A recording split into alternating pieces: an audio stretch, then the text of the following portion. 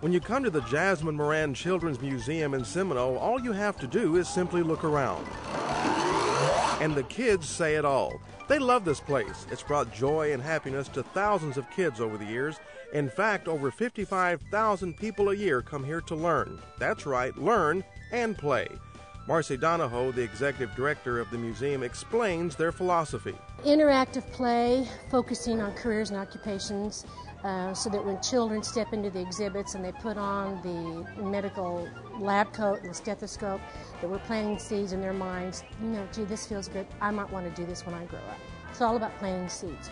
And just as the end result of planting seeds is making things grow, so it is at the museum. They continue to expand and add new elements, making it an even more fascinating place to visit. 2 years ago, we opened our Centennial Project, which is an outdoor castle maze, 12,000 square feet. We believe it's the largest in the region.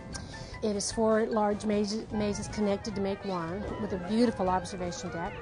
And then this past September, we added the Kim Henry Science Works wing, which includes 8,400 square feet of exhibits dedicated to the healthcare profession and just some other science exhibits that rotate every 6 months. The museum opened in January of 1993, and today there's 37,000 square feet of activities for the children. It truly is all about them and the education.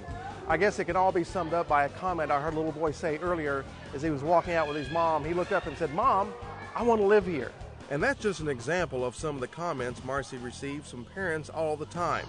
Besides getting compliments on her incredible staff, the parents love that their children can come here and play, yes, but more importantly, to learn. When the kids get in, as I said earlier, like in the medical exhibits, we have a surgical suite. And so when those kids put on those hats and masks and coats, they have that experience, and that's what we get a lot of comments about from parents. They appreciate the experiences that their kids couldn't otherwise have for other activities that they're involved in. Please keep your hands and feet inside the train at all times. One of the highlights of a visit here is taking a train ride on the Supersonic Express.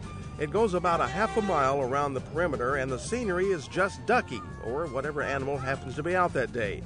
And over the years, the museum has had visitors virtually from every community in the state and every state in the Union. And through documentation in their guest book, people from over 85 foreign countries have visited. It's a great place to host a birthday party or field trip.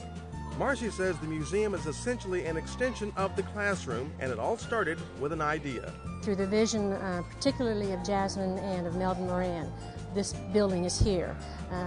Because of their commitment to arts and education and children, they convinced several of us in 1988 that we too needed to have a children's museum in Seminole.